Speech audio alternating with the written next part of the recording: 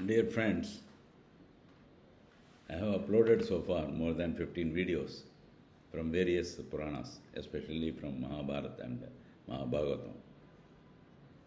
People are seeing or not, I am not very sure, some may be seeing. But whoever has seen or whoever wants to see also, see it, please see it.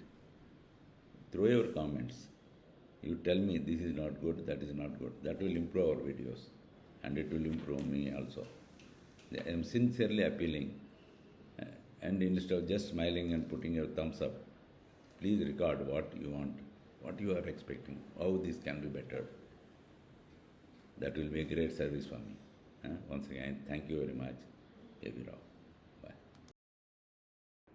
ధర్మార్థ కామ సాధనకు ఉపకరణంబు గృహనీతి విద్యకు గృహము విమల చారిత్ర శిక్షక ఆచార్యకంబు అన్వయస్థితికి మూలంబు సద్గతికి నంత గౌరవంబునకు ఏకకారణంబు ఉన్నత స్థిరగుణములకు స్థిరగుణములకు ఆకారము హృదయ సంతోషమునకు సంజనంబు భార్యయు చూవే భర్తకు ఒండ్లు గావు ప్రియము ఆ నెట్టి ఘట్టములను నెట్టి ఆపదలను నెట్టి తీరములను ముట్టంబడిన మంతలెల్ల వాయు ఇంతులను ప్రజలను నొరసిన చూడంగని జనులకెందు.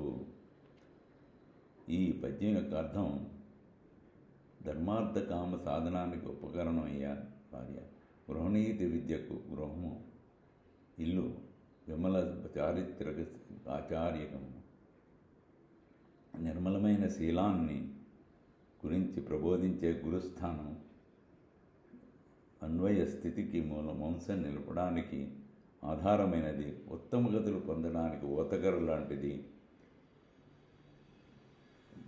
మన్ననకు ముఖ్యమైన హేతువైనది, ఆదర్శప్రాయమైన కలకాలం నిలిచే ఆమె మన్నులాంటి గుణాలు కలది, హృదయానందాన్ని కలిగించేది భార్యే సుమా.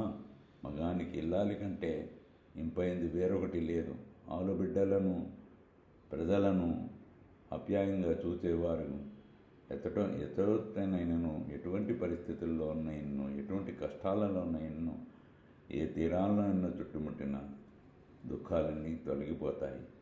రాజా, ఇది గ్రహించును అని విను. గార్హపత్యమను అయి అనలము విహరింపబడి